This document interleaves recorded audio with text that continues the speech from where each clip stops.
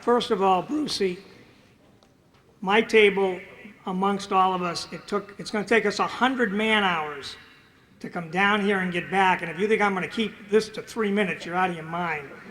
So, I can't even say hello in 3 minutes. First of all, congratulations to all of the inductees today. It's really, I agree with what's been said. It's a wonderful honoring of what we are in New England. I'm proud to be here. I'm proud to be a part of the process, and I'm very proud to work with the committee to come up with, I think it was 87 nominees that we had to peel through to get down to what finally everybody voted on today. So it's really quite a process, and it's one of the most fair and honest process in motorsports that I've seen. So I tip my hat to the governing body and the committees that do this. You know, this is a yearly gathering, which the part that makes it important is that it's a gathering of characters. There's nobody in here that's vanilla. This is a gathering of characters. There's a lot of trophy girlfriend and wives, but everybody that comes into this room isn't going to say the same thing and worry about whether they're going to get fired. I mean, this is about characters and the character of our kind of racing, and I really tip my hat. You know, the Northern New England membership into this hall has just started over the past 5 to 7 years, and I want to thank all of you as Phil Smith and Ed Yarrington and Jack Sr. used to call us the taxi cab drivers from the north when we first kind of crept into Stafford some 30 years ago. But I do thank you for including our group that we're very proud of up north. You know, pre-NASCAR, before the meteoric rise of what we see every Sunday on television, there was a wonderful thing across this country, and it was about the regions that we all belong to. And I know you're all very familiar with this. You know, there was a time 20 years ago that everybody associated with our sport from different regions, we all knew each other, and we all knew what each other did. If you were from the New England, you knew in the Midwest that Rusty Wallace or Mark Martin or Mike Eddy or Bob Seneca or Alan Kulwicki, you knew what they were doing on ASA. On a weekly basis, everybody knew those names, and they were the heroes out there. They were legitimate regional heroes that obviously went on to bigger things. If you were from New England, you knew down south that Bob Presley and Gene Glover and Red Farmer and Tommy Houston and Sam Hard, if they had a good day at the races that weekend, we all knew that as a part of our culture and our growing up. And if you certainly were from the north, and if you were from particularly northern New England, those 3 states, we all knew weekly what Richie was doing and what Cookie was doing and Bugsy. We knew what Flemke was up to when Rainey the champ won. We all knew when Charlie J had a win, or when Ronnie Bouchard won again at Stafford. Up north, we all knew those names, and we all knew how popular they were in that region. Up north, we had, as a promoter, the names that we promoted our business with. And it lasted for years and years with Crouch, Fadden, McCabe, Dragon, Dion, and Cabana. Those were the names that we used, and most everybody knew them by reputation, even if they'd never seen them race. What's interesting about it is that these characters, I mean, look at today what's happened. Bugsy, work in the room. First guy out to start work in the room, getting autographs, getting photos taken. These kids today don't understand that part of the business. We've really failed them because we concentrate too much on what happens on Sundays. So I urge us as veteran people that appreciate and care for this sport to take these new kids that are coming along and make them understand that to be a Bugsy or a Bouchard, you've got to attend these things. You've got to do the autographs, the car shows, and participate a little bit. Look, they even let the champ, Rainey Charland at Walpole, they gave him a day pass, and he ended up here, for heaven's sakes, today. But that's what the characters of our time were all about. It's a sport that needs characters. It needs less vanilla. You don't have to be an 18 or a 22-year-old handsome guy that looks like the next 18 or 22-year-old handsome guy that looks like the next 18 or 22-year. What you need is you need the Curtis Turners and the Waltrips and the Yarboroughs and the Pettys. They were the characters of their time, and they gave it flavor, and they made it work. And that's what you all have done for our part of the country for years. And I, for one, am very appreciative of it.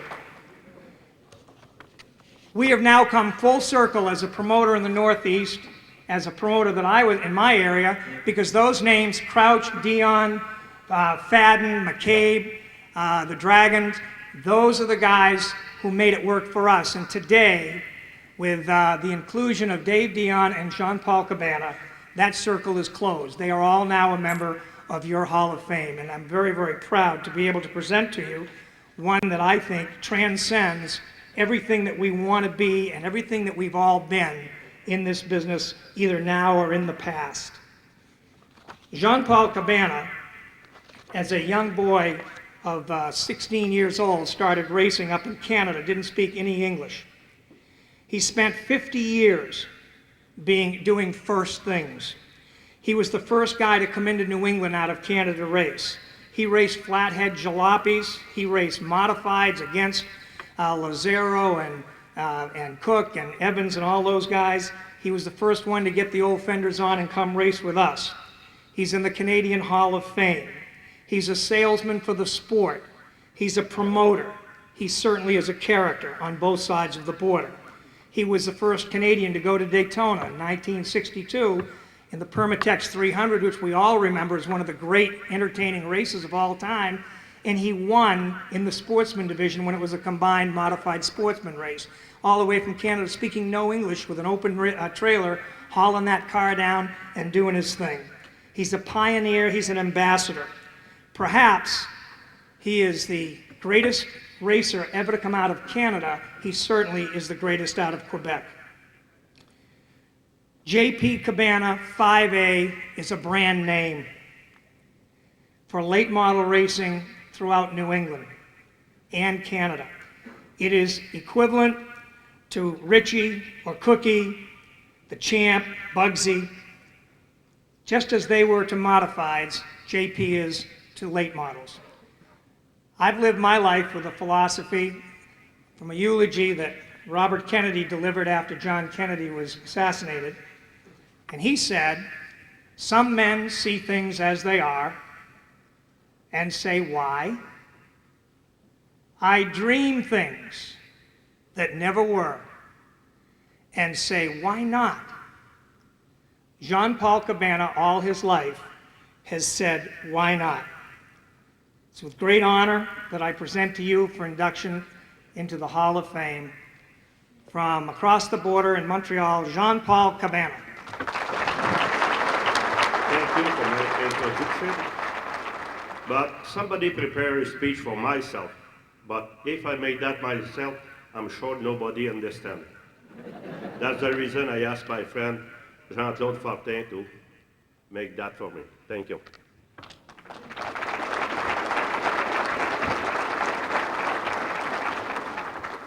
Good afternoon. I've been knowing Jean-Paul for many years. I started to go and see him racing at Kempton Park in Epworth. I was 8 years old. I became his owner after. And to tell you how long you've been racing, I'll be 63 next month. I would like to thank the board of New England Auto Racing for the special honor of my induction to the Hall of Fame. Special thanks to the whole organization of NASCAR North and the whole OCT gang. A special tribute to Archie Blackadar and his wife Pete, Ken Squire, Big John, also Dr. Nielsen, and also to the too many other persons that I forget, but their name, but not their support. Also sincerely thanks to the one and the only Tom Curley, what a man, who brought my name forward. It is an honor for me to be here together with other nominees at today's special ceremony of Hall of Fame. I would like to thank my family, especially my son Daniel, and my 12 brothers and sisters who encouraged me and support me all of those years. Also a very special thank to Claude Favreau, my chief mechanic for 25 years. I appreciate and thank all my sponsors, and especially those who are attending here today. Myself, Jean-Pierre Paul, Roland Benoit. Roland is the father-in-law of Patrick Oziski, who was my crew chief in the late 80s. Patrick is now in charge of the race shop for car number 5, Kellogg's, and number 25, GMEC at Hendrick Motorsport Complex, while his brother Andrew works in engine research and development for Hendrick Motorsport as well. I only wish I could join them, but Ray must have misplaced my phone number. It has been a very worthwhile 50 years of racing. I raced against some of the best drivers and in front of the most enthusiastic fan in motorsport. I was dedicated to racing, and I hope my passion helped me the sport to grow. I gave everything I had to the racing fan and to those two great nations. I would like to thank all my American fans who accept my French speaking as a driver from north of the border. Especially some mention to the Dragon brothers, Dave Dion, John Rossetti, and many other drivers that never let me win easily free. I appreciate you all, and I thank you all for being here and to share this wonderful day in my life.